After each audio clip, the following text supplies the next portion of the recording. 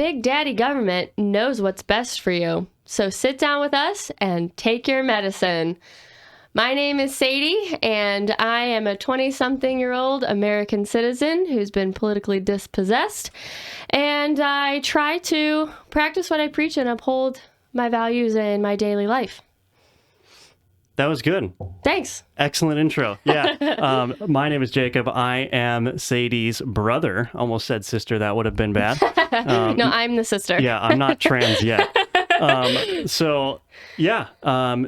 a software engineer and big smart money boy tapping on my keyboard. Mm-hmm. And yeah, I am also politically dispossessed and not really happy with the state of things, not really happy with the current leadership from the health agencies to the federal government, but we're gonna get into all of that, right? Yes. And like Jake said, I'm not happy with any of those entities either, but I will also throw in that I am very displeased with our culture too. And I think that probably comes from the fact that I'm a woman and I'm more affected by emotion, and so anything emotional really gets to me. And so coming after kids, coming after culture really pisses me off. So I'll probably talk more about that than you will, but I'll probably bring up more cultural things than political things, but it'll all be a mixed bag. Yeah, so I wanted to bring up, so let's get right into a white pill, black pill moment. Yes. We want to discuss this. Yes. So yeah, I was at the typical work meeting this morning, and a lot of my colleagues are in deep blue areas, California, New York, those kinds of places. All of the worst shitholes on planet Earth. Yeah, we got to send them back to their shithole countries. But yeah. So, but what was interesting is we were talking about the recently reintroduced mask mandates in New York and California. Yes. And they were, for being deep blue state residents, mocking the new mask mandates. They were just out here saying basically that it was nonsense and that people were being ridiculous and that everyone's going to get COVID. So what do you think? I mean, I think it's funny. I think it's a good sign. That is the white pill, right? Part of this story is they're mocking it. They're making fun of it. And all of those videos of protests that you see coming out of New York City, it really goes to show that they're not just protests. These are affecting real people's lives, and real people actually think it's ridiculous, and they think their mayor is as bird-brained as the rest of us do, which is really funny. But at the same time, it's kind of like a black pill, because they can mock it behind closed doors all they want. They can mock it to whoever, but at the end of the day, if they're going outside and they're walking down to the convenience store or the bodega or whatever, they're probably still going to put their mask on, and they're probably still going to wear the mask into the store. So I find it hard to believe that it's really much of a white pill. Like, it's hilarious, yes, because everyone is going to get COVID. Everyone that we know is sick right now or just got over being sick. Right. So it's like, it was COVID, it was the flu, who knows what it was. None of us took tests because we were sick. Why bother? It's sickness. It's not going to go away just because you take a test. Can I say that? Yeah. But I think it is more of a black pill, because you can mock it all day long, but at the end of the day, if you don't practice what you preach, then they're still going to gulag all of us. I don't know. Yeah. So one thing I will say is, so just for people that don't know what a white pill and a black pill are. Yes. It's basically like, so the idea of the Matrix being the red pill and the blue pill. And, you know, if you take the red pill, then you get to see the true reality. And if you take the blue pill, you get to stay in the simulation and just keep living your happy, blissful life. Right. Yes. And then, of course, that term has been extended into different variations of pills. So the white pill being, I think Michael Malice was the one that really popularized this term, the white pill. I could be wrong about that, but the white pill being like, it's the pill of hope, that, oh, it's a story or it's an event that actually fills you with hope and actually makes you hopeful for the future. The black pill being the exact opposite, where something happens and you're like, oh, we're screwed, right? So I believe the term black pill came from the incel subculture. Yeah, those people. Because they have the other term, like lay down and rot, like they've just completely given up on women in life. And so that's their black pill moment. That's a little bit different. It's definitely been co-opted, though, to express other things, same as the white pill has been co-opted.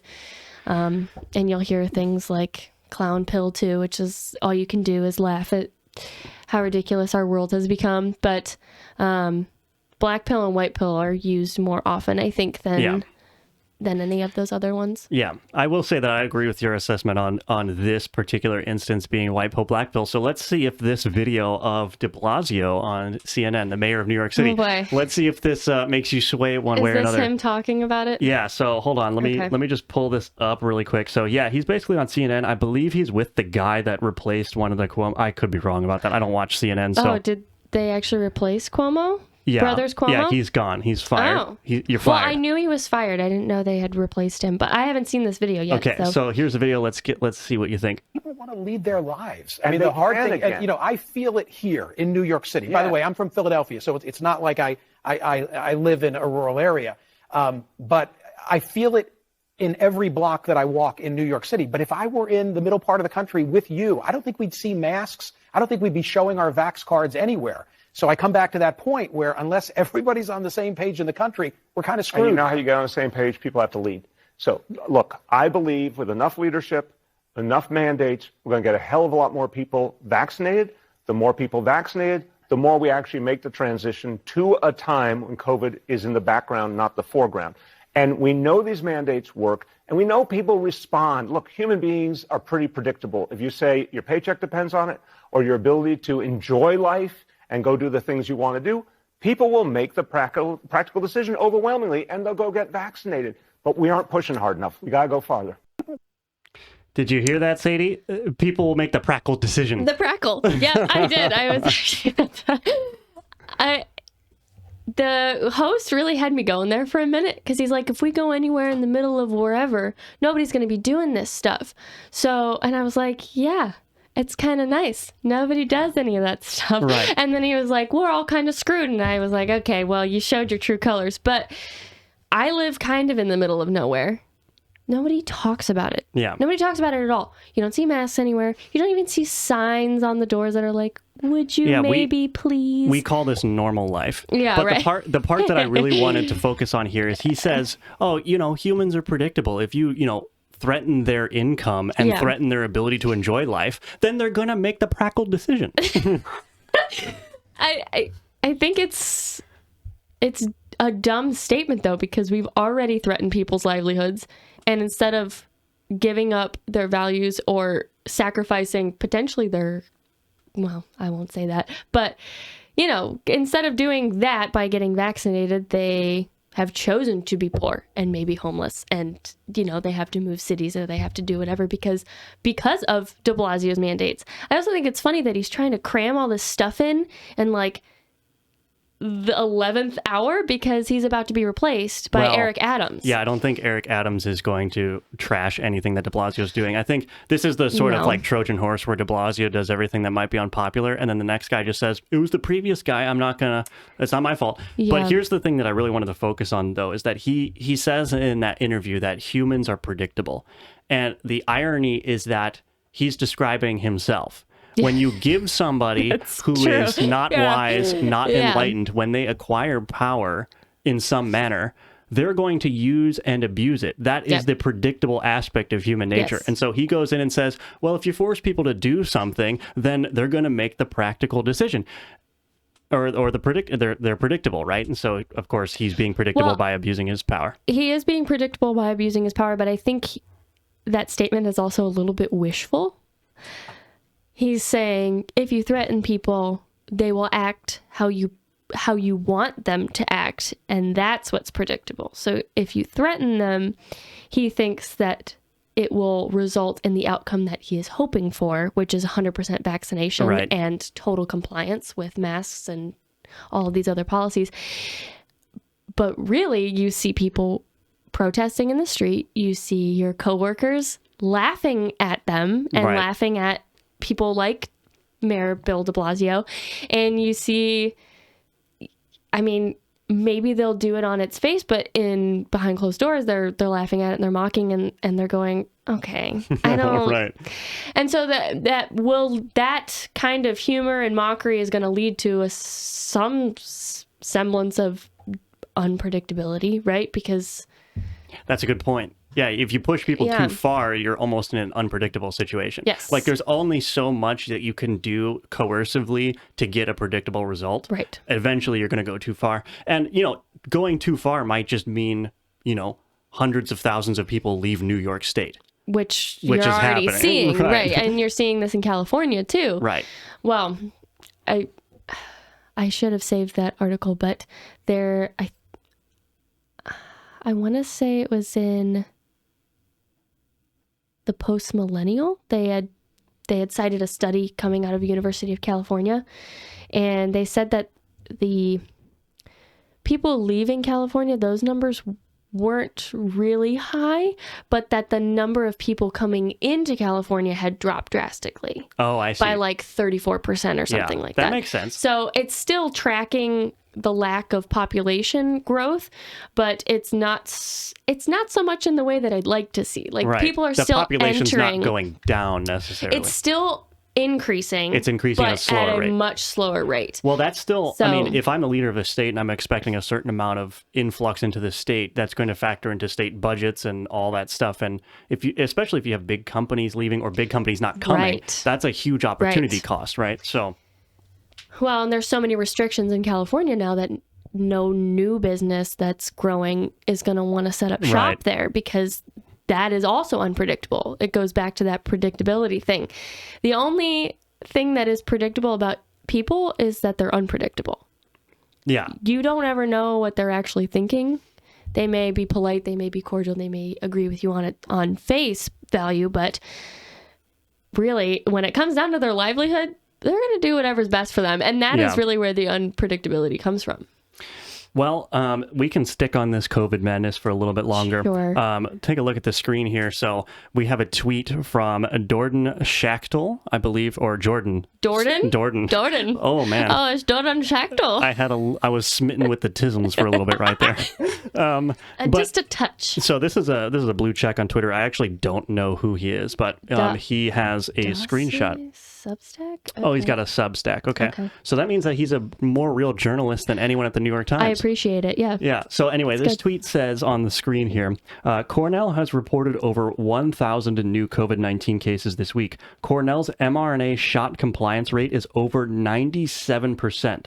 And then he goes on to say that the breakthrough narrative in the United States, promoted by the Biden admin, Government Health, Pfizer, Moderna, New York Times, is officially dead and buried. And he's got some graphs here. I'll just throw that up on the screen. That's basically just supporting what he's saying. But isn't that intriguing? And I don't really want to get into the mechanics of why this might be happening or, what's going on with the vaccines. I mostly just wanted to bring this up as a way to showcase that the mandate policy is completely and totally ineffective. I mean, it already was like a harebrained idea to make 18-year-old freshmen who are not particularly at risk get, universally vaccinated. But it's not even working, the policy. No. Not to say anything about the vaccinations, which we probably can't get too much into, but the policy is not working. Yeah. 5% positivity rate for, the second week of December? That's not good. Yeah, by week. Plus, that's a 5% increase week over week, I think. Well, it says 12-8 to 12-14, 2021. So that would have been last week was the positivity rate was 5%. Yeah. But that's terrifying because also schools are now going into winter break. So you have a 5% positivity rate, and also all of your students are going back home for the holidays. So not only is the positivity rate higher at Cornell this week now, and you have 1,000 cases and 269 positives this week, but you're about to send them home for the holidays. So you're going to see that increase across the country because it's open doors, it's open borders, and your international students might be going home. Yeah. I mean, a 5% increase at the school is going to be a much bigger increase nationally. Yeah. And you know, you and I both went to college. We understand how colleges work over break. It's like you leave the Friday of the week after finals end, or the week of finals ending, and you leave within like 3 hours of your last exam. So if they were interested in smart policy, they would say, hey, if you've tested positive, we're going to leave the dorms open so you can stay over the break and quarantine by yourself. Now, there is an argument like they could take that too far and say you must stay on campus. Well, that's the thing. So my school that I'm still technically enrolled at, but probably won't be come spring because I don't particularly like their policies anymore. They set up quarantine dorms essentially for any student who is living on campus. And if you were to test positive, because before they had a vaccine mandate policy, they had a mandatory testing policy, and that's still in place for anybody who can't get, not even won't get a vaccine, but can't get a vaccine. So you have to have an approved exemption to not have a vaccine if you're living on campus. And so they would have a quarantine, and basically you had to go, and it wasn't the standard 2 weeks quarantine, it was a month. Oh, wow. And you weren't allowed to go to the dining halls. They had food in the lobbies of the dorms, of the quarantine dorms, and people were reporting that the food was undercooked. It was still frozen partway through. Yeah. They were cold bag lunches. They didn't get any hot meals. Wow. They had to do their classes online. They weren't allowed to leave. Right. And it was signed into their housing contract. They said, if you want to live on campus, you have to follow every COVID policy that we implement. You're not allowed to go back on it. You're not allowed to break your housing contract, because they also have a 2-year live-on requirement. So you can't even break your housing contract unless you want to pay them $10,000 for housing that you're not going to be using. And the sinister part about that is that they can just change the rules on the fly. Yes. They can add new restriction on new restriction on new restriction until you're a prisoner in your own dorm paying, what is it, $30,000 a year? $40,000 a year in some cases. So you're literally paying to be a prisoner in a college dorm. Well, and having that signed into your housing contract saying whatever policy comes up, I will abide by. No 17, 18-year-old is reading that fine print. And they're also not thinking ahead to the fact that they're going to be a prisoner for a month in a quarantine dorm. Yeah. So the policy gets changed on them, and then they go, well, actually, I want to live off campus. Well, too bad, you have a 2-year live-on requirement. You can't. It's like you're driving people away from these universities almost on purpose.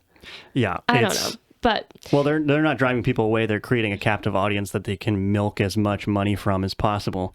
Don't go to college, kids. Well, there's a lot of people self-selecting to not go to college. Yeah. Which is good. There was a huge drop in new enrollments this year. That's true. Like nationwide, so. Well, it's good. There's a white pill for you. That is a super white pill. You know, this idea that everyone needs to go to college, I think this has been sort of an idea that has been growing in the conservative wing of American politics, which is just like, college, unless you're going to be a lawyer or a surgeon or somebody that really needs to know their shit and really needs to be like accredited, like you don't want some random guy cutting you open. Right. You'd rather have that person know basic anatomy and have some experience in a hospital setting, right? Right. But if you're going to be a software engineer, if you're going to be a musician, if you're going to be any of these other skills that don't really require a college education, go and try to do that yourself first, yes. right? There's no reason. I mean, an 18-year-old that goes and works McDonald's full time would be better off financially than an 18-year-old that goes and gets like a freaking liberal arts degree and doesn't graduate. Well, because the difference between those two 18-year-olds is one 18-year-old will make $40,000 and the other 18-year-old will be in debt $40,000. Right, so, or more. Because you can, I mean, a managerial position at a fast food place, you could make $30,000-$40,000 a year, depending on the chain. Easily. Yeah, easily. Well, like Chipotle, I don't want to shill for Chipotle. I'm not like a corporate, they're not sponsoring, but they have very generous benefits in terms of education and promotions. Like they have a very clear track to making your way through the ranks of the Chipotle chain. So Chick-fil-A does too. But of course, if you live in an area like ours, there's plenty of landscaper position, roofer positions. You can be a tree trimmer. Like those are hard jobs. Roofing. Right. Be a garbage man. Garbage man makes $70,000 a year in this area. Well, especially with the shortage right now, you can probably get more than that. You work 6 days a week and you get paid sick days, and I don't know, just go be a garbage man. So speaking of jobs that are a little bit sort of off the beaten path, I wanted to show you this and get your reaction to this. So Bloomberg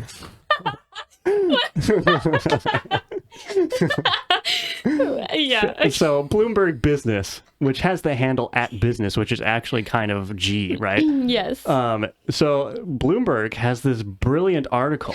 Giant kites that drag cargo ships across the ocean will be trialed next year as the industry attempts to decarbonize. So I heard this for the first time today, listening to another podcast earlier, and he was setting it up very similarly to how you just did.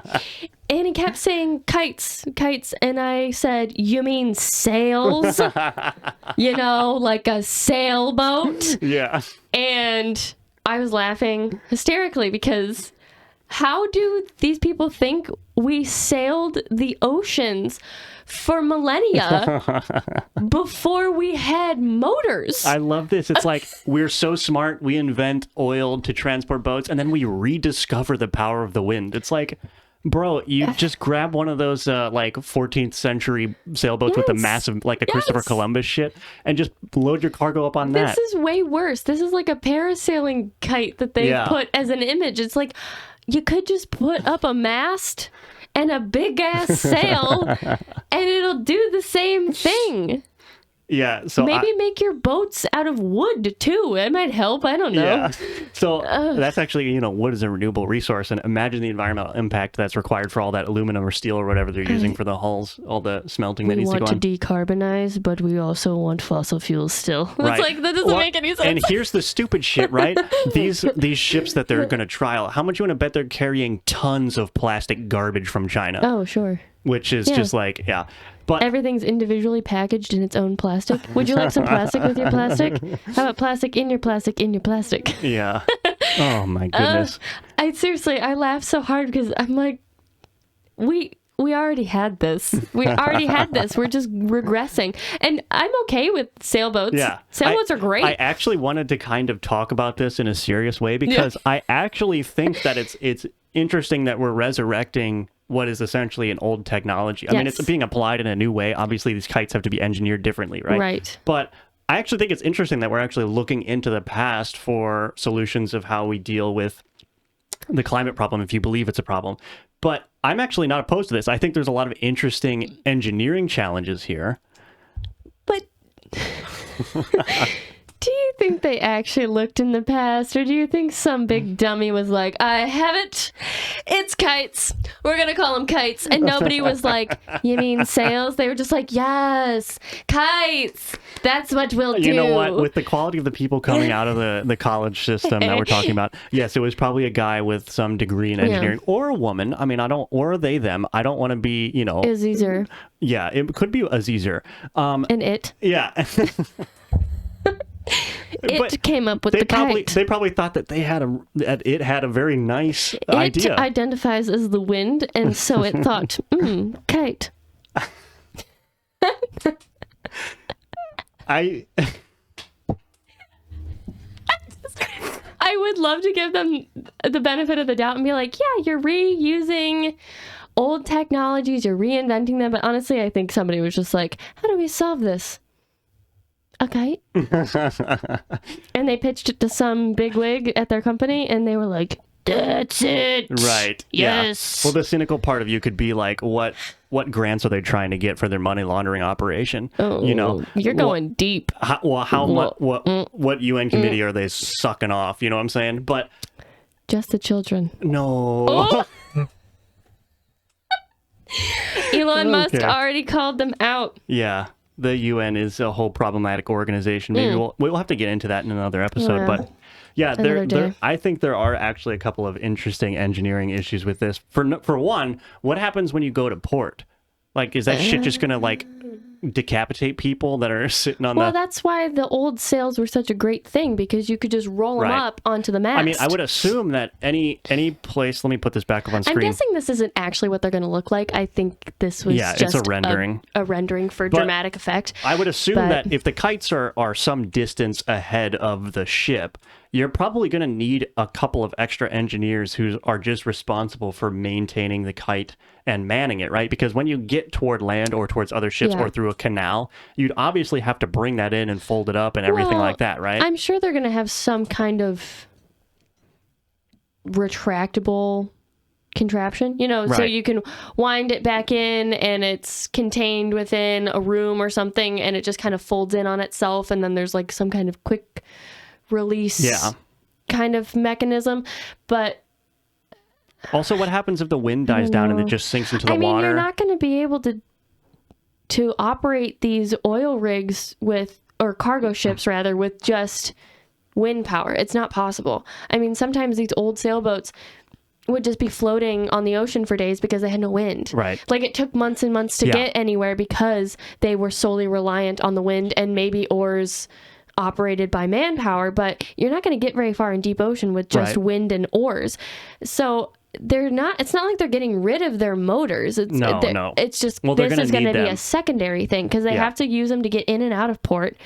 And they have to use them when the wind dies because they have to be able to still move and get shipments in the amount of time that's designated to them. So it's not going to be a fix-all. And this, I mean, admittedly, I didn't read the article because the headline was just so funny. I mean, it's kind of self-explanatory. It's fun to think about, though, because you know, this could be a case where this is just going to increase the fuel efficiency, where they're actually just using the motors to propel themselves, but then the extra wind power reduces the work that the engines have to do. Why don't we read it? No. Okay. It's not really that interesting of an article. It was more, that's probably true. They're probably just going to find ways to save on fuel. It was more interesting to make fun of it. It's to decarbonize. It's like you're not trying to go totally eco, so it's probably it's just not a way possible. No. Okay, so anyway, here's another ridiculous. Well, I guess it's not a ridiculous story, but you wanted to talk about this one, so let me bring this up. So, do you want to set the stage a little bit here? Yes. So about a week ago, the FDA approved a new eye drop medication. It says new FDA approved eye drops could replace reading glasses for millions. It's definitely a life changer. So this was just approved earlier this month, and it had been in trials, 750 participants in the clinical trial. And it's really targeted to people 40 and older, but they do say at about age 65, it's not really doing you any good anymore. And it's essentially meant to temporarily enhance your near vision. So if you're reading, looking at a computer screen, if you wear cheaters or readers, or you just have really awful near vision, excuse me, you put the eye drops in, one drop in each eye, and it's supposed to take effect in 15 minutes. And it's just supposed to give you clarity of field without ruining your depth perception or your farsighted vision. Excuse me. And I read that, and with the way the FDA has been a little lackadaisic in the past 18 months, whatever, I read the article, I watched the video, and I went, I would not be surprised if in a few years we found out that these eye drops cause accelerated development of cataracts or blindness. Yeah. And I also looked up the side effects of this drug, and all it says is you might have some vision fatigue, you might have some eye fatigue, and you might get redness in your eyes from the drops themselves. It says nothing about blindness or cataracts or anything. And you could make the argument that it's just because they work so well and this, that, and the other thing, and that's why there is no blindness. But I think it's just because there are no longevity studies. It was a short-term trial that they did. Yeah. There are no longevity trials because it's not possible. And so I think that it's gonna. Yeah. I just want to point out this section of the article. So it says it works best in people 40 to 55 years old. A 30-day supply is going to cost about $80. And it specifically says, wow, the tism strikes again.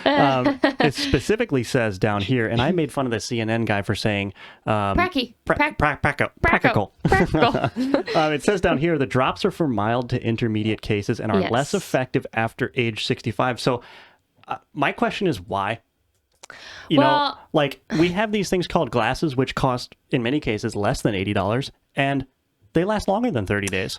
So the woman that they chose to interview for their segment on this, because CBS has nothing else to report on, apparently, they sent a reporter to her home in Pennsylvania, whatever. She said that it's easier to put her eye makeup on because you can't put eye makeup on while you're wearing glasses. And I'm like, okay, fair. But they make those giant, 10x magnification beauty lights mirrors. Yeah. It's like 10x magnification mirror with a light around it. So your eyeball's like this big. Right. And you can see it fine when you're trying to put eye makeup on. And she said it was just nice to have the convenience of not having to wear her cheaters, even though she said that she has them everywhere in the house and everywhere in her car. So you have easy access to your cheaters all the time, but this is more convenient. So you went through this trial that could cause further damage. I don't understand it. It's a trial. It's a medication, so it obviously has side effects. Yes. We obviously don't know, like, if you use this for 20 years, what are your eyes going to look like? Like, if you start using it at 40 and end at 55, because wasn't it just recently that we found out that chronic Tylenol use, like, destroys your liver? Yes. So it's like, even for drugs and medications that appear really safe in short-term and long-term trials conducted by the government and the pharmaceutical companies that are making these medications, we don't know necessarily what the effects are going to be of somebody out there using this as a replacement for glasses. Right. Like they say last 4 to 6 hours. So what? You're going to be dosing multiple times a day, every day for 30 days. Get your next dose. I gotta get my fix. You could potentially be doing this for 15 years. Well, and if you're somebody who works from home and you have awful near vision, and so you want these drops to replace your readers so you can sit at the computer all day long. Again, if you're working 8 hours a day, it's not going to last all day long. Right. Especially if you take a lunch break. Like, you're going to eat your lunch and then you're going to sit back down and go, I can't see. And then you're going to have to put them in again. And it's like, you have no idea what kind of deterioration it's going to cause to your tissue. Right. I don't know. I don't understand the science behind it. Right. Well, who does? It's something absorbing into your eye, and then all of a sudden you can see. Actually, I think it said in the article, it actually dilates your pupil.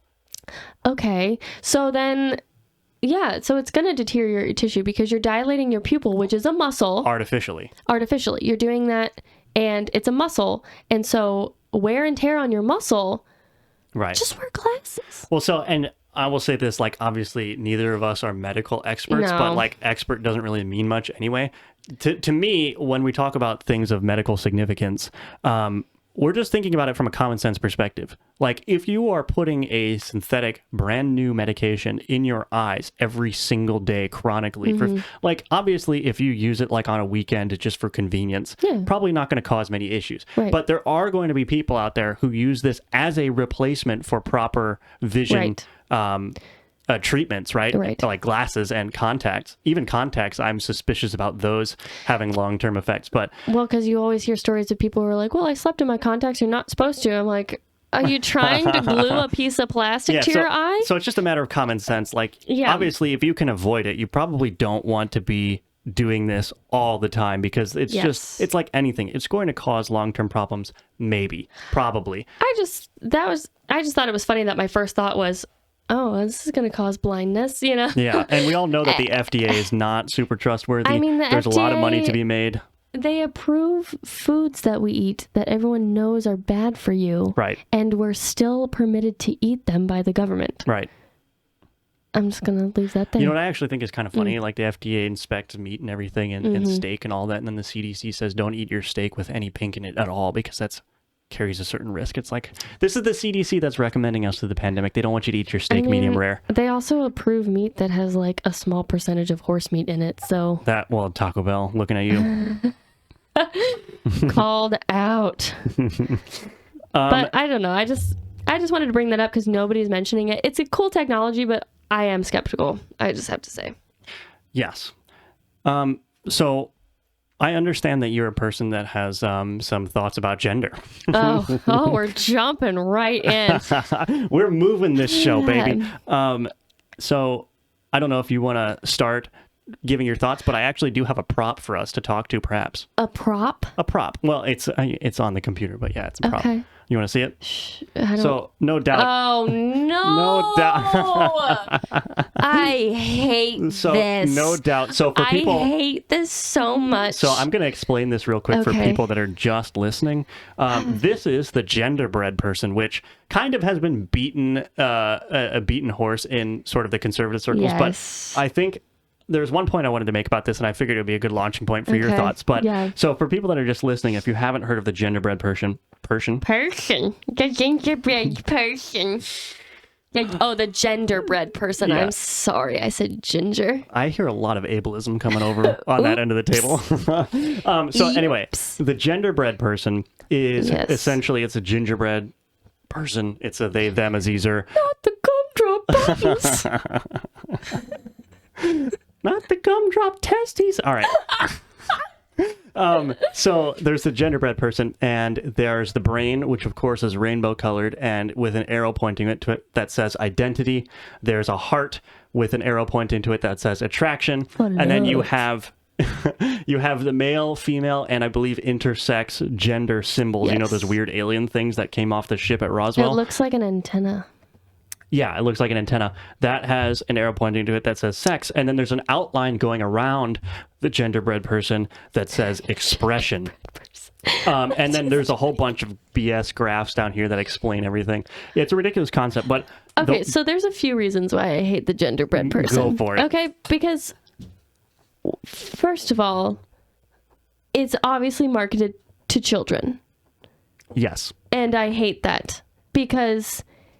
any cartoon depiction with something overlaid on its crotch is not for children. Yes. And unless you're an 11th grader in health class, you don't need a graphic with something over a crotch. Right. It's inappropriate. Kids don't need to be thinking about groins. They don't. At all. So, that's one reason why I hate it, because it's obviously marketed to children. Another reason I hate it is because it's been the gingerbread man for decades. I just watched a docuseries recently about building a French castle using only tools that they would have had in the 1400s. Oh, okay. That's interesting. It's really interesting. But the woman of the show, she was showing things that a woman would have done in the castle. Yeah. And she was making gingerbread. And so gingerbread goes back a long time, and they probably turned them into men a very long time ago in the shape of a man. Yeah. But a gingerbread man isn't called a gingerbread man because the gingerbread has a penis. It's called the gingerbread man because it's in the effigy of a person. Right. I don't know. I couldn't tell you why they didn't call it the gingerbread person. Probably because it doesn't roll off the tongue as nicely. Right. But when you make gingerbread men, you can decorate them however you want. Yes. It's not specifically saying make your gingerbread person into a boy with a gummy bear penis. Like, that's not... So that's the other reason why I hate this. I'd be more interested in slapping some gummy bear titties on them. Oh my god. I mean, bringing a whole new meaning. Some gumdrop buttons. Yeah, a whole new meaning to the word bolt-ons, but... Yeah, but but that's a good point. It's man is being used like mankind. It doesn't mean the male sex. It means man as a species, man as animals, right? And so it's in the shape of a person. What do you want? The gingerbread sapien? Yeah. The gingerbread Homo sapien sapiens? That just rolls off the tongue for 3-year-olds, I swear. So here's what you went over why this bothers you for children. Yes. Here's why it bothers me for children. All the reasons that you said, right? Yes. But the fact that this is not rooted in anything other than somebody made it up. A radical philosophy. That's all that it is. Yes, yeah. So what they're saying, what bothers me the most, I think, is that it's pointing to the heart and it says attraction. I'll bring this back up on the screen. It's pointing to the heart and says attraction. Yes. That is literally the definition of anti-scientific. That is your clue, your red flag that this is not based in reality. Your heart does not produce feelings. No. It does not produce attraction. It does not produce anything related to your sex, as far as I know. Well, actually, yes, if they were going to say any part of this genderbread person, if they wanted to label attraction on any part of this genderbread person, it should be at the same spot as the genitals. It could be, yes, or you could go more technical and be in the brain, because that's where. But then everything goes in the brain. So this is just a giant red flag that somebody straight up just made this shit up. What is this? So all of this on the bottom here. No. So this is what I'm saying. Like, this is literally just somebody making something that looks official. Hold on. Somebody that's making something look official to fit their narrative. They want certain definitions for gender and sex and attraction and gender expression. And so they just make shit up and put it in an infographic, and now it's supposed to be accepted? I'm wondering if this is an infographic that's like divvied out at pediatricians' offices, because there's a checkbox section at the bottom. It says sex assigned at birth, and it says female, intersex, or male. And I don't know if that's just so you know what the symbol means, but it looks like you're supposed to check it. And then... Oh, yeah, I see that. Yeah. Wow. Gender, okay. This genderbread person is not very inclusive, and I'll tell you why. Okay. Under gender identity, it says womanness and manness. What about non-binariness? Oh, shit. What about that? We found the critical flaw in the Death Star. And you said femaleness and maleness. You can't say that. Because it doesn't exist. Femininity and masculinity. I'm sorry. If our 4-star Admiral Rachel Levine can be called the first female 4-star Admiral, femaleness doesn't exist anymore. So this infographic is already out of date. But also, this was the most recent one on the... There's a whole website dedicated to genderbread person. Metrosexual. No. Oh, is it? That's what the web...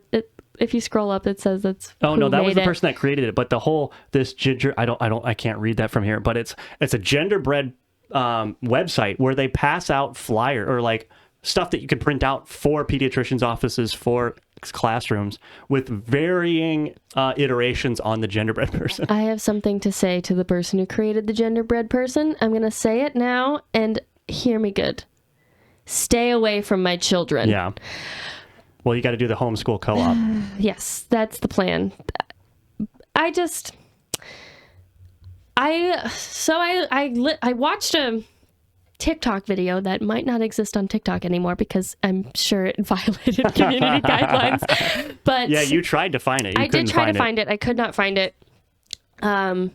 DuckDuckGo is not good at searching videos, and Google failed me. No, can I just interject here before you go on to your TikTok video? DuckDuckGo, I like the idea behind it. Yes. It almost never gives me the result I need. That's because you're always looking for technical things. That's true. Yeah, if you're a software engineer and you've used DuckDuckGo, you understand that it is not great. But anyway. It's good for finding other things, but I couldn't find the video. It's not good at searching videos or for images and memes and things. So yeah, we need a meme search engine. That's what we need. I'm going to stand that up on my Raspberry Pi right now. Nobody steal that. Oh, you can steal it. I'm not going to do it.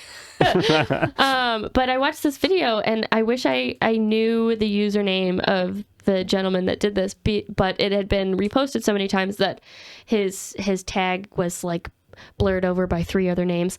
But he basically made this point that if you are transgender and you're doing a subpar job at trying to convince the rest of the world that you are this new gender that you've decided, like you're a trans female and you don't have boobs yet and you still have a beard and your voice is lower than Jacob's, you're not convincing anybody that you're now a woman, and it's really bad, and nobody believes you. And he was saying that act is gender appropriation.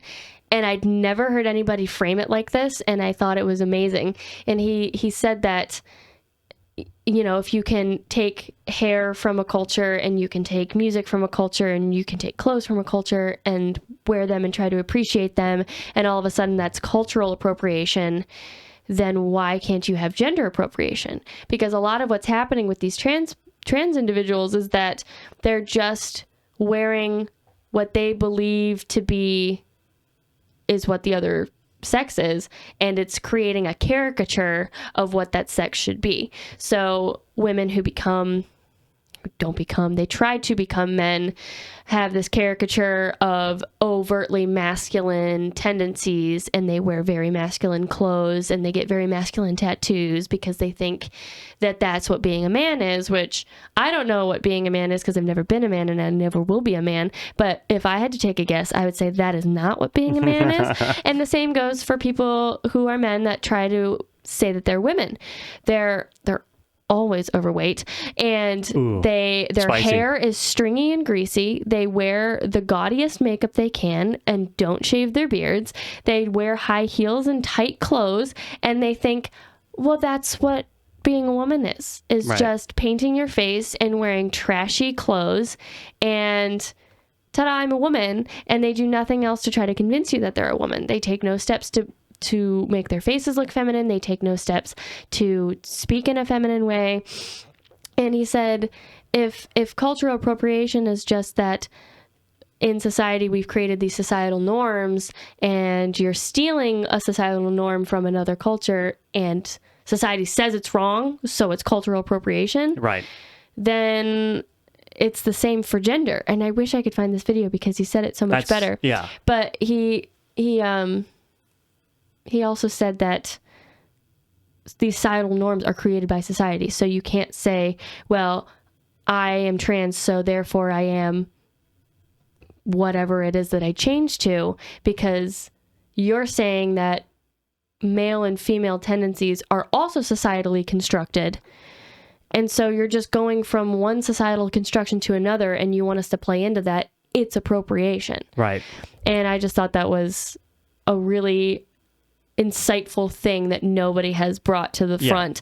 And I'm going to use it from now on because that's what I was talking about. So I think that it was really good. Some on the right wing wouldn't agree with me. I think particularly more the religious people that are concerned about, manipulation and lying. But what I've said before is you can very easily use left-wing arguments against them in favor of conservative positions. So absolutely. One definition of racism that's being bandied about by the anti-racist, what's her face, and then Ibram X. Kendi. What's the white fragility? Robin DiAngelo. Yes. They have this view that basically any statistic that you can look at that produces a differential in outcomes between the races is by definition racist. So this is where they get their systemic racism, right? They can look at the socioeconomic status of whites versus blacks, for instance, and they can say that black people are they're worse off compared to white people. Mm-hmm. And so they say, well, that's due to systemic racism or systemic oppression or something like that. But you go to the abortion topic. Abortions are, I believe, disproportionately done by black women. Yes. In terms of black women disproportionately get abortions compared to white women. Yes. So that's not systemic racism. So my point is you could use a left-wing argument. You could say, well, abortion is systemically racist because it unfairly and disproportionately targets black women and kills black babies. So or that's you can say it's racist against white people if you want to go that far, because not as many white women have access to abortion clinics. But they wouldn't go that way because it's not possible. Wouldn't. It's not possible to be racist against white people. But I'm saying, like, this is like, you could almost define this as like a racial genocide, the disproportionality. It absolutely and is. No one on the left has made that connection. So this is the problem with like this ideology, is like the gender ideology and the anti-racist ideology, is that it can be twisted however you want to support whatever argument you want to support. You can literally support an anti-abortion position and an anti-trans position by using the left's arguments against them. Well, and you can also, I mean, I know people have done this before, but you can throw their slogans in their face too. Yeah. Fake news is a great example. Well, and I was going to say Black Lives Matter. Of course, Black Lives Matter. Nobody's saying that they don't, but the organization is a very racist organization. Yeah. But nobody talks about the black babies that are being aborted every day because those little black lives don't matter. Right. That's literally the definition of not mattering. You would throw away an entire childhood for convenience. You've thrown away an entire independent being because you are selfish for one reason or another, or you've bought into a lie that is not entirely your fault that you've bought into, and you've been told you'll be better off if you just do it this way. And so you've taken away a life that could have potentially been the greatest life that ever walked this earth, but we'll never know. And it doesn't even need to get to that scale. It's just like you are literally depriving it. You know, you think about a typical lifetime, let's call it 80 years. You are literally making the decision for 80 years of a human life to never exist. Yes. Not to never exist, because that's the wrong way to phrase it. It does exist. You are snuffing it out. Yes. For convenience purposes. And I think this is just like, I didn't really want to get into an abortion conversation, but the train has arrived at this station, so we're going. But the thing is that I think the prevalence of abortion is just, it's a total perversion of what people think is meaningful in life. Yes. It's a total, like, a lot of people get abortion, a lot of women get abortions for convenience because it'll screw up their career, or they're in school or something like that. Like this narrative that abortions only happen as a result of horrific events like rape and incest and all those terrible things. That's not the vast majority of abortions. Like the overwhelming majority of abortions are done simply because the child is unwanted.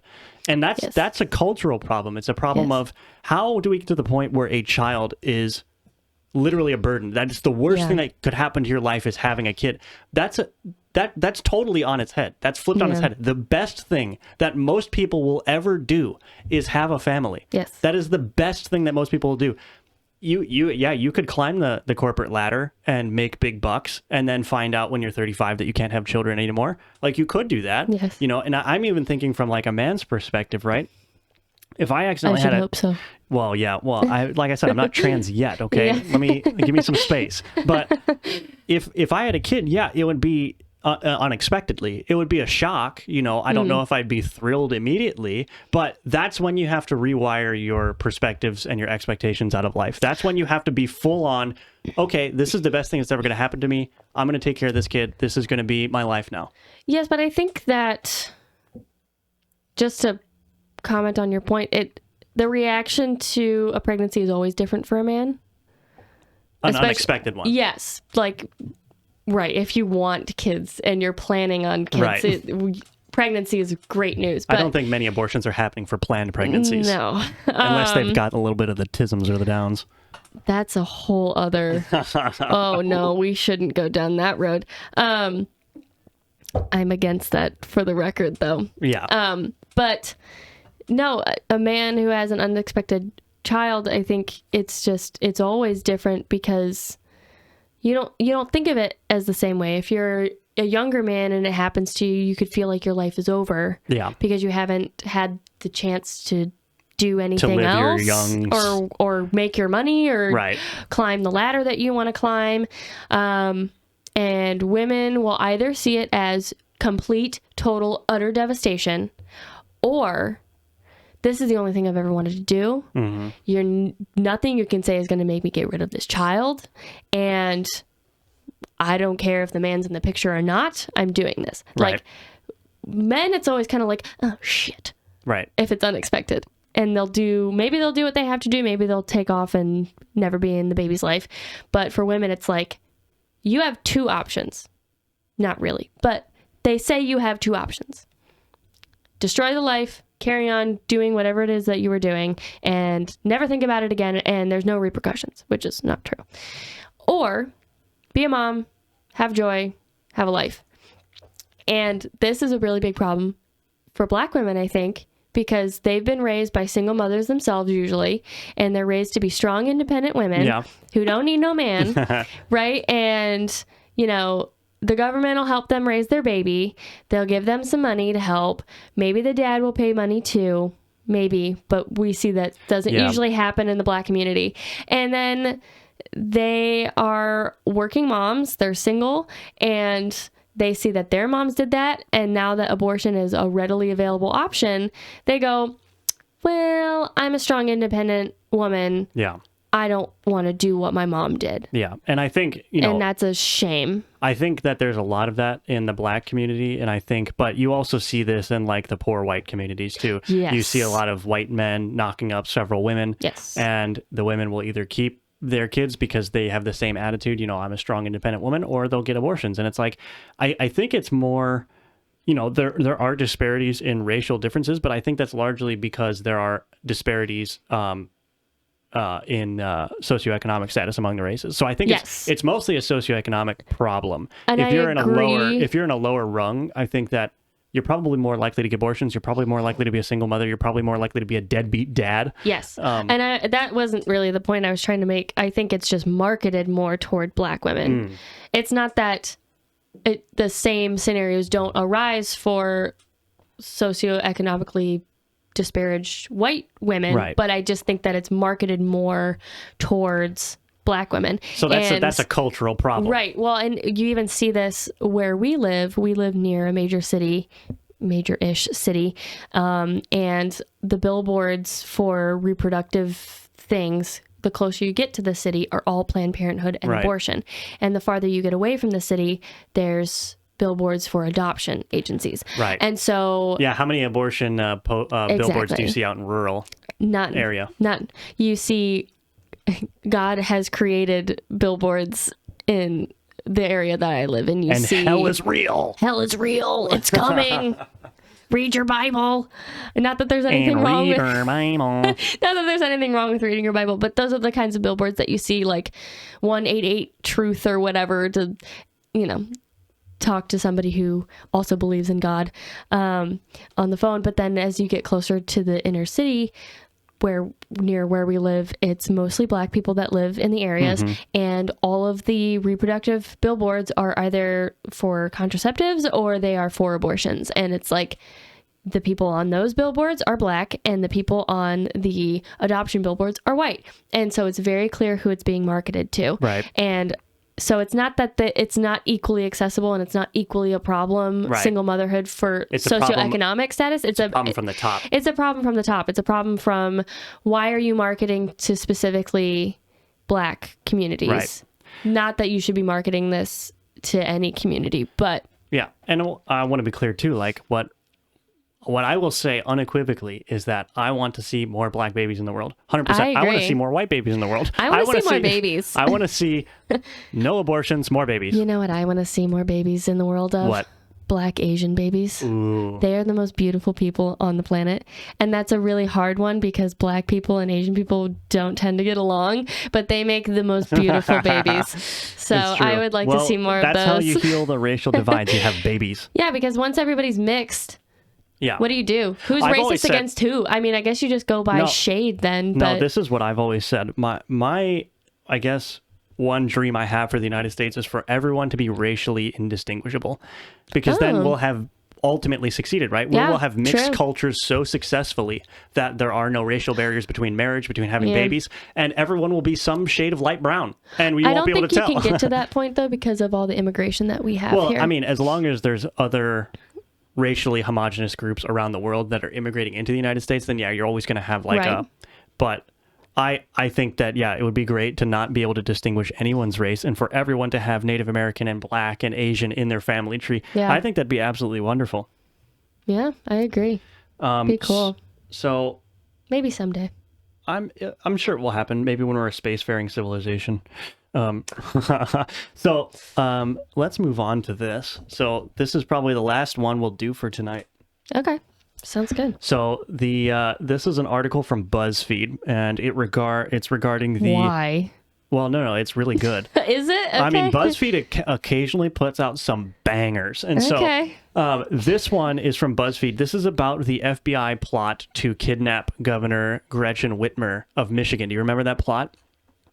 No. This one, I think, went over my viewage. Well, this was after we had already found out that the FBI was dirty and rotten, and so when this Governor Whitmer kidnapping story came out, it was basically just the liberals that were like, "Oh my God!" and we were like, "Is this one FBI. of them glowy stories?" It's a glowy story, yeah. Okay. But this is BuzzFeed, so it came out shortly after. So for people that aren't familiar, which you are one of. I'm one of. I am disappointed. Sorry. But basically, there was this group called the 3%ers. They're like a right-wing militia group, and a portion of them had hatched a plot to kidnap and I believe kill the governor of Michigan. for the COVID lockdown stuff. Yeah. Because, they get wrapped up in this talk of tyranny, which they're not wrong about the tyranny. They just went a step too far. Yes. But, of course, everyone on the left was like, oh, my God, this is just an extension of the right-wing extremist violence that's rising in this country. And, of course, everyone on the right went, this smells like the FBI. Yeah. And so we found out a couple weeks later that the FBI was involved. And then this story just dropped, I believe, yesterday that goes deeper into the involvement of the FBI in this kidnapping plot. And so I just want to give credit. This is by Ken Bensinger and Jessica Garrison. Did I read those right? Yeah, it looks like it. Give them, I feel like the subheading of this article should have just been like, hey kids, you want to hatch a plot? Because that's how I feel like all of these start. Yeah, that's basically it. But I wanted to, I took screenshots of the relevant portions. And so I'm going to throw this up on the screen. So this is from the article. So this one says, an informant whose work was crucial to the investigation was indicted on a gun charge and is now under investigation for fraud. Interviews, court records, and other documents reveal repeated instances of apparent lawbreaking by Stephen Robison, I don't know how to say it, Robison, who, while working with the government, identified and recruited potential targets in multiple states, and who organized many of the events where prosecutors say the alleged kidnapping plan was hatched. His crimes, Robison's crimes, took place under the nose of his FBI handlers. So what you're saying is they found someone or people online, I'm guessing, who were kind of fringy, and they just made them more fringe. Yeah, I mean, you basically nailed it. I mean, this is basically what the article is about. So actually, if you recruit people, you're like rearing them up and getting them ready to go. Yeah. So this passage here in this article actually talks to that. So this says the FBI has long relied on undercover agents and confidential informants, civilians, some of them paid for their service, which I did not know. So they're literally paying people to essentially be. They're already in these groups in many cases. Yeah. And they're paying them essentially to be spies, right? Yeah. Which I guess you could argue that's okay if that's the extent of what the FBI informant is doing. Right. But so it says some of them get paid for their service to infiltrate closed groups from the Black Panthers to the Weather Underground. Officially, these agents and informants are supposed to blend in and report back, not to directly steer the group's actions, and certainly not to push them to commit crimes the group would not otherwise have contemplated. Ugh. So this goes on to say, it gives an example of the FBI doing this a lot after the 9/11 attacks with many young Muslim men. Yes. So essentially what this is saying is that the FBI is supposed to just essentially get informants that are basically spies that can relay information. Right. But in this kidnapping case, what the FBI was doing was actively pushing their informants to push the rest of the group to engage and hatch illegal and violent plots. Is that what... So the FBI was asking them to push these people, or did the informants take it upon themselves to do it? No. The FBI worked with the informants to push the rest of this group, this criminal group, into a crime. So this is the key part of the article where it says... where it says that they're explicitly not supposed to do the thing that they did. Right. They're not supposed to push them to commit crimes that the group would not otherwise have contemplated. Yeah. So you could make the argument, I mean, I have more snippets here, but you can make the argument that the FBI is supposed to keep us safer, right? They're supposed to keep us safe from these sorts of terrorist attacks and whatnot, but they're literally creating them. Yes. Like the FBI is making the United States a less safe place because they're doing, so they caught these guys, right? But imagine if somebody in that group had gone rogue without the FBI knowing and had executed the plot. That would have been purely the creation of the FBI. Well, and how many of these plots are being created as we speak? And how many of them are actually going to come to fruition and no accountability held to the FBI or the informants at all? And also, if you've infiltrated these groups and you can recognize radical behavior, that's your opportunity to de-radicalize people. Right. That's a good point. Not make them more radical. Right. You've already identified the potential threat. So instead of egging them on and saying, yeah, let's do this plot, let's commit this crime because you're amped up, you're ready to go, and we can do it, how about you de-radicalize them? How about you show them maybe where they're misinformed, or you show them why it would be detrimental to the overall well-being of our country and politics and society. Yeah. But they don't do that. They go, oh, we spotted them. Now we're going to make them do it. They use informants as their tools to steer them the exact opposite direction of where they should be steering them. So that's totally rotten. And I don't know if it's just because they want to make a conviction and get an arrest and say, hey, look what we did. This was so great. And that's why they don't de-radicalize these people. Well, I think that's the case, right? So like you're a federal prosecutor. If you can prosecute successfully and stop a big crime, a national crime, or a crime of national significance, guess what? Promotions from the president of the United States, maybe. You may get appointed to a special prosecutor spot, or you may get appointed to district attorney of whatever. There's lots of powerful positions to be had if you are a known prosecutor, right? It's just such a shame that convictions is what promotions rely on. Yeah. I think that leads to a lot of abuse. For sure. I think. Yeah. And so that needs to change. But that's a different topic for a different day. We can get deeper into that on another day. Yeah. So this next section of the article basically says the defendants built and detonated bombs. So the defendants are the people from this group that were radicalized by the FBI. The defendants built and detonated bombs, twice surveilled Whitmer's vacation home, talked about trying and executing her, and practiced forcibly entering structures they called kill houses. At the center of much of that action was Stephen Robeson, an informant who had a long history of criminal behavior. So not only did they find somebody to be an informant, they conveniently found the guy who already had demonstrated his willingness to commit violent crimes, and they used him as an instrument to steer their little plot. I wonder if they just went into the nearest prison and picked somebody and gave them some kind of deal, like, if you become an informant for us, you can have parole or whatever. You know what I mean?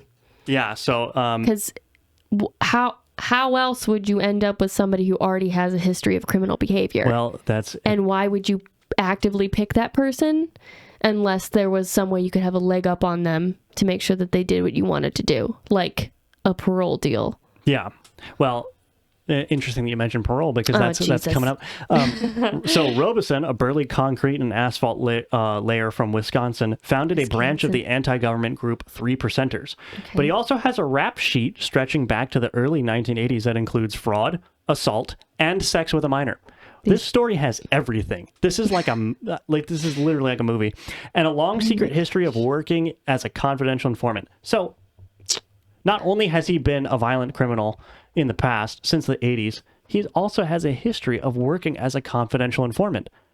Doesn't that raise a couple of questions? And then I just love that every person in the news these days has had sex with minors. I know, that's crazy, isn't it? It almost makes you think that there's some sort of like global pedophile ring or something. That would be weird. Where's the aluminum foil? Do we have any down here? Ghislaine. Oh, Ghislaine. All right. So it's just crazy. So this last blurb that I'll read real quick. So this says, I'm going to just paraphrase. So the prosecutors took an unusual step of securing an indictment against Robeson, accusing him of acquiring illegally a high-powered sniper rifle. Okay. Robeson testified that the FBI had given him leeway to carry a firearm, even though it was illegal for him to carry a firearm because he's a convicted felon. So, but the FBI, according to Robeson, he testified this in court, so under the threat of perjury, the FBI gave him leeway on his ability to own guns. So you have the FBI finding somebody with a long history of being criminal, right? Yes. He has a long history of working as a confidential informant. He is being used as an instrument to drive this plot. And then the FBI is even going so far as to giving him leeway in owning weapons, which he shouldn't have, in order to advance their plot. What is going on? So, I want to know what happened to the FBI agents that were in charge of all of this. Oh, we don't know. I don't know if we know their names. I mean, maybe they've been exposed, but that's not something that's going to be publicized. We're not going to know who they are. I mean, I feel like if anything, they're just going to get a slap on the wrist and demoted to like desk jockey. No, I don't think that's going to happen. I don't think they'll be fired or anything. No, I don't that think won't they're happen. going to have... They're not going to go to trial for this, even though they are obviously responsible. Well, this article mentioned earlier the, Muslim men being entrapped in a similar fashion post 9/11. Obviously, we didn't hear about anyone. No. But that no, kind just of... the people that they've trapped go to jail. Right. That was kind of a different era, though, because if you heard about a Muslim being prosecuted after 9/11, like, no one cared, right? True. And that probably wasn't right. We probably should have cared because the FBI was just as rotten back then as they are now. We just trusted them then. Yeah, we did. But we know that the FBI is rotten now. And I'm surprised that BuzzFeed even ran this story. So I'm just gonna read. Had a rogue journalist. Yeah, they've reported on a couple of bangers relating to the FBI, but okay. So this is just the last section here. So the federal prosecutor, so they're talking about him illegally carrying a gun. They cut him a deal. So they indicted their own informant because they probably had to. They probably got painted into a corner. So here's the deal that they gave Robeson. Right, $100 fine, 2 years probation. So this guy is engaged. That's pretty good. This guy has a history of criminal behavior, is engaged in a number of illegal activities while the FBI is watching him. The FBI has no choice but to indict him for some reason. I don't know exactly why. But they let him off about as easy as you could let somebody off. This is astonishing. This is absolutely astonishing. So I think this just goes to show the absolute depravity of the FBI and the fact that this plot, this was known to the right wing early on that this was largely an FBI-driven plot, but this article just outlines much more how much of a hand the FBI had in it. This plot literally would not have existed without the FBI creating it. Right, and I mean, I don't particularly like Whitmer, but... I mean, it's good they never got close to her. It's good that nothing happened. Because who knows what kind of domino effect that would have had as far as targeting political figures. But what did they think was going to happen? and I want to know who was responsible, who the handlers were, and I want to know who the handlers' handlers were. Right. Oh, because true. This has to go much deeper. I mean, you have to get approvals by your superiors. You have to get... like your protocol has to be approved, your budget has to be approved, the people that you pick as informants have to be vetted. Right. So how many processes have to go awry for this to happen? But that's the question. Is it going awry, or is this just how the system is? I mean, I think it's just how the system is, but... I mean, you could say from a moral standpoint that it's gone very wrong. It's very wrong. I wouldn't be surprised if everything here was done, quote unquote, by the book. Yeah, it's true. Right. Well, I don't know, because in that first section, it said that they were doing things that they are explicitly not supposed to do with informants. So they're not running by the book, but nobody's going to punish them for not running by the book. Yeah. So that's why I want to know how deep it goes, because how many people have to be on board within the FBI for you to get away with behavior like this? Right. Yeah. Because this is no joke. This is threat of death to somebody. That's not a joke. So a lot of people have to be in know. Yeah, that's true. Well, here's another, this could be another potential white pill, black pill moment for you. I think the white pill perspective is you have BuzzFeed, which is a left-wing outlet reporting on the corruption of the FBI here. Yes. A left-wing audience, I think is fair to say what BuzzFeed has, is being exposed to factual information about the corruptness of the FBI. The black pill, though, is that how do we... I have no way of electing people that can hold the FBI accountable. Like we saw it with Donald Trump. Even Donald Trump, he couldn't even fire the head of the FBI without having a mountain of negative articles written about him and endless investigations opened. So it's like... Well, and that's because they're a separate entity. They're independent. They're their own government, essentially. Yeah. I mean, they're not beholden to legislation. They're not beholden to the president's will and wants. It's the deep state. Look. Hey, it's the deep state. Yes, but I mean, it is good that BuzzFeed is producing something like this, but let's be honest. Are any of their readers actually going to, quote, readers, are they actually going to read this article? Because it's lengthy, it's it's deep. It's got a lot of meat to it. Well, I feel like most of their audience is people who want to click through a 10-page slideshow about, well, guess what food is your favorite? You know what I mean? Which Harry Potter wizard pet am I? Yes, exactly. No, I understand that. What's your Horcrux? I guess the problem, the worry that I have about this article is that some people will read it and be like, oh, this is an isolated incident of FBI. But even though they reference Muslims after 9/11. Yeah, this fits into a larger pattern of FBI. Yes. We'll call it misconduct to be generous, but I think it's absolute depravity and corruption. I agree. And the other thing I wanted to say about BuzzFeed is that they have had a few really amazing stories that they've dropped recently, and I kind of wonder if they've just been working on these stories for so long, and that's why they had to publish such trash for such a long time, because they had to fill the space with something before they could drop these truth bombs, because they really are starting to get or maybe they needed the funding. Maybe they needed the funding to pay for people like that. Yeah, because they're doing some serious journalistic work now. At least in the last few months, they've done some really great things, but I'm wondering how much of that they had to do behind the guise of like, oh, we're just a fun pop culture blog site kind of thing. Yeah. But so maybe we'll see more of this from BuzzFeed. I certainly hope so, because it was a lengthy article, very high quality, and actually revealed a lot of information that probably people don't want to hear, don't want to see. So good stuff. Good. So anyway, cool. I think that's the end. So this has been Take Your Medicine. Again, I'm Jacob. And I'm Sadie. And thanks for watching. We'll see you in the next one. Thanks.